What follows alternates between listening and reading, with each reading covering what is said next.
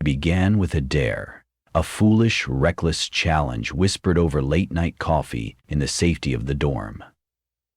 Briarwood Manor, the town's darkest legend, stood like a rotting corpse on the edge of the forest, daring anyone brave or stupid enough to cross its threshold. Rumors spoke of strange whispers in the night, of people who entered and never returned. Most dismissed it as stories to frighten children, but Emily, driven by curiosity and an unshakable need to prove herself, ignored every warning. "You hear that?"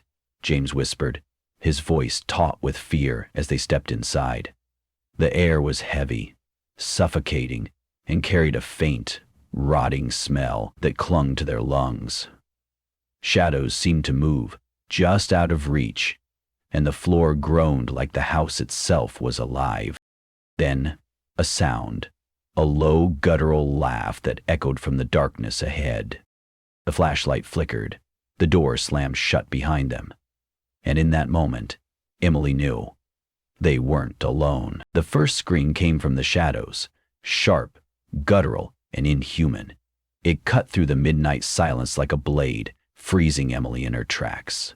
She stood in the crumbling doorway of the old Briarwood Manor, her flashlight trembling in her hand as she strained to see beyond the oppressive darkness. The house loomed before her, its broken windows resembling empty eyes. Vines crawled up the exterior walls, their gnarled roots seemingly clawing at the structure, trying to drag it into the ground. The once majestic home had been abandoned for decades, its secrets buried beneath layers of dust and decay. "Is this? What's west?" Emily whispered, her voice barely audible. Beside her, James gripped her arm tightly. "I don't know," he said, his voice trembling. "But maybe we shouldn't find out. Let's just go." Cliff nodded slowly. He turned away from James, walking quickly away from them. "We can't," Emily replied, though her voice lacked conviction. "We promised Ruby we'd do this." "Yeah, but Ruby didn't come with us, did she?" James shot back. His eyes darted nervously around the room, his flashlight beam dancing across the broken furniture and peeling wallpaper. "This place is a death trap. You saw how the floorboards creaked just stepping inside. If we're not careful, we'll fall through the damn floor." A loud thud echoed from somewhere deep within the house, silencing them both. Emily's breath hitched as the sound was followed by the unmistakable creak of footsteps. "Hello?" she called out, her voice echoing in the emptiness. "Are you insane?" James hissed. "Don't let it know we're here." "Don't let what know we're here?" Emily countered, though her hands were shaking. She swept the flashlight beam across the room again, but the source of the sound remained hidden in the shadows. She swallowed and frowned. "Whatever made that noise," James snapped. Another noise. This time a soft, guttural whisper emerged from the darkness. Emily's pulse quickened. It was faint, like someone speaking just out of earshot. "What's it saying?" James asked, his voice barely above a whisper.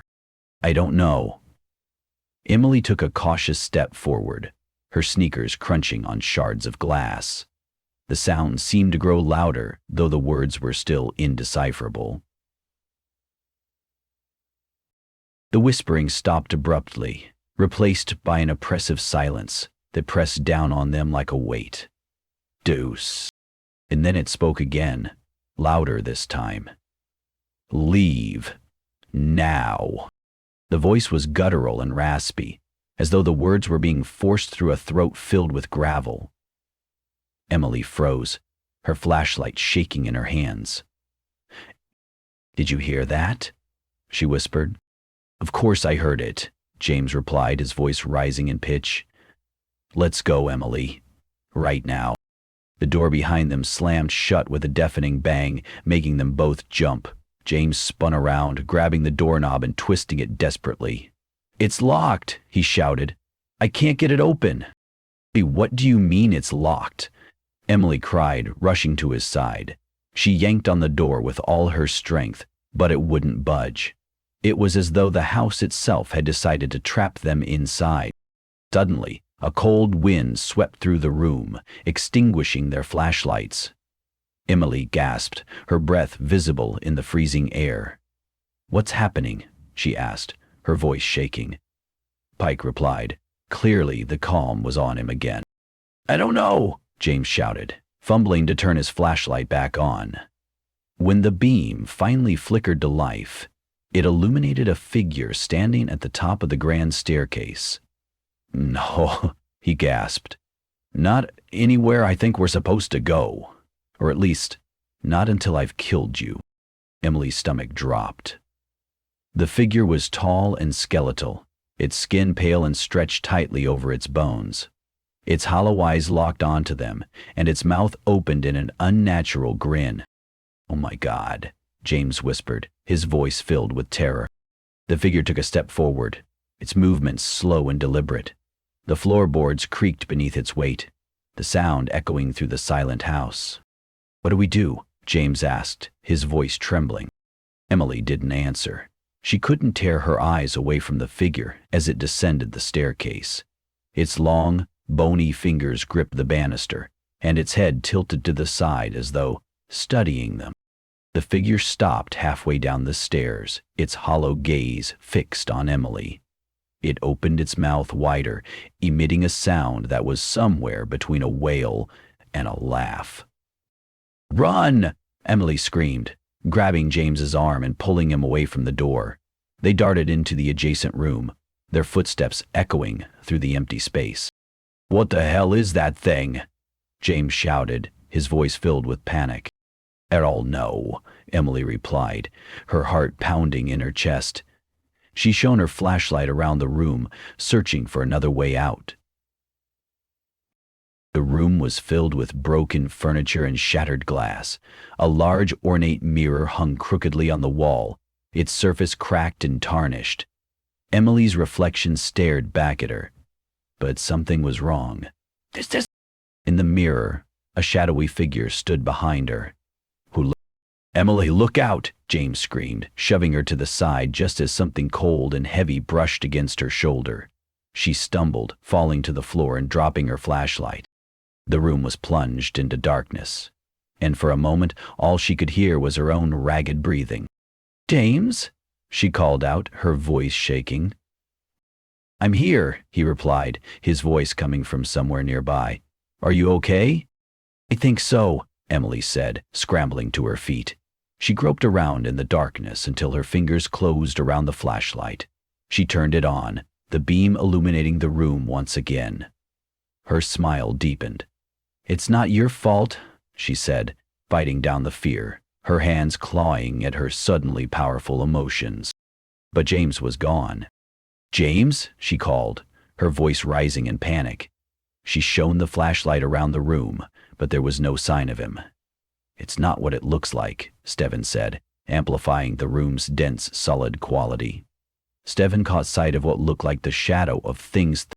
"Emily," a voice whispered, soft and raspy. She spun around, the flashlight beam landing on the mirror. Her reflection stared back at her. But it wasn't alone. The shadowy figure loomed behind her, its hollow eyes boring into hers. "Leave," it whispered, its voice filled with malice. Emily's breath caught in her throat as the figure reached out, its skeletal hand pressing against the surface of the mirror. The glass rippled like water, and then the figure stepped through. Emily clawed at the floor as the skeletal figure's hand dragged her closer to the mirror. The surface rippled like a black pool, radiating cold that seemed to seep into her bones. Her screams echoed through the room, but the house swallowed them whole, leaving only silence behind. Halsey handed the figure back to the ground and left scars through the face he hoped would one day claim as his own. "Animal man," Emily sobbed, her voice cracking. The figure's grip was unrelenting. The figure's grip was unrelenting. And Leo, hovering over her, his mischief glittering in his eyes, lit up the blue as his fangs gleamed. The mirror's dark surface began to shimmer, and Emily could see her reflection. But it wasn't her. Not anymore. The figure in the glass looked hollow and lifeless, its skin pale and eyes sunken. It stared back at her, lips moving silently as if trying to speak. "Let me go!" Emily shrieked, her voice raw. The skeletal figure paused, its head tilting to one side as though considering her plea. Then it leaned in close, its icy breath brushing against her ear. "You are already mine," it whispered.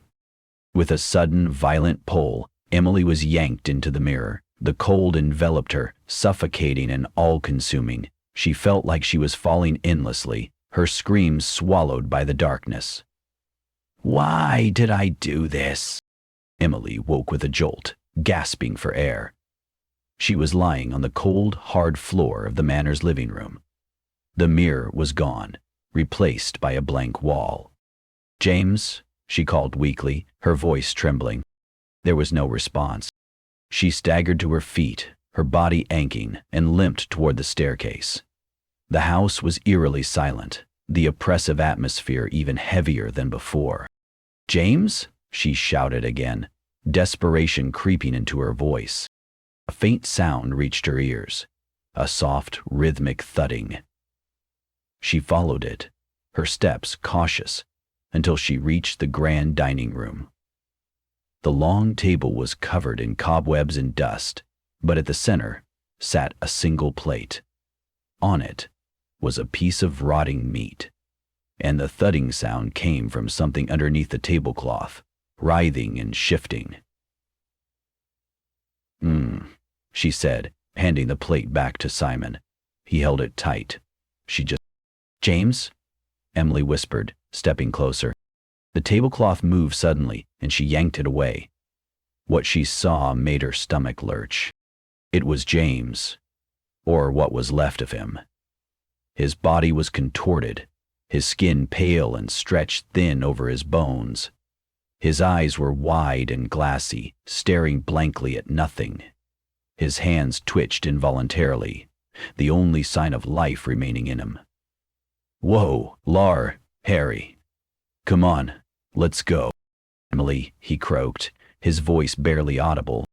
"No, no, no!" Emily cried, dropping to her knees beside him.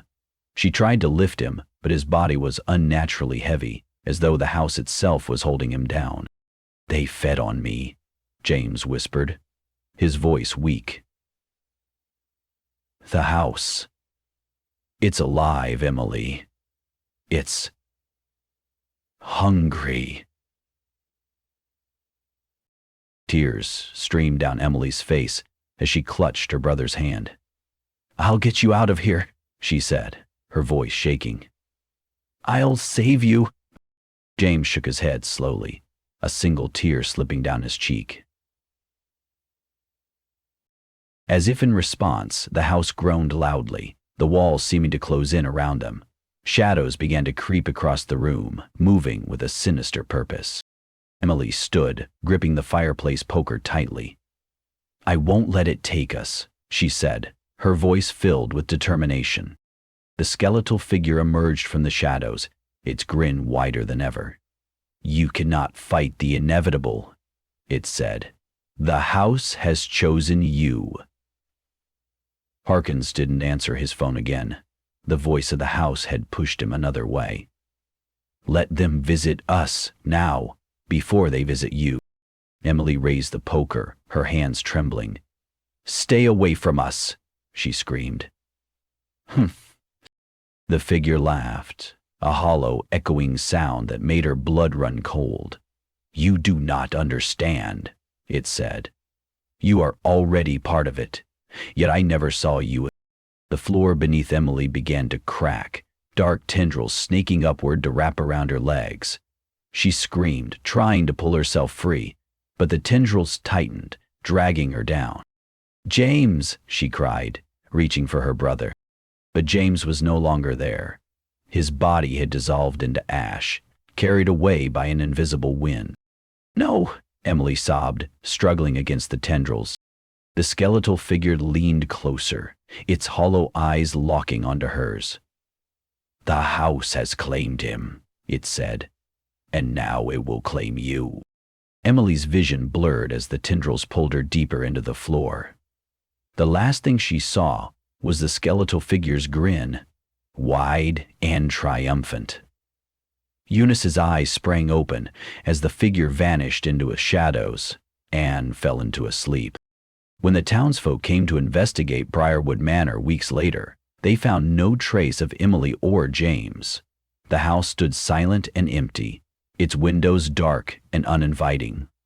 But those who ventured too close swore they could hear whispers coming from inside, soft, anguished voices begging for release.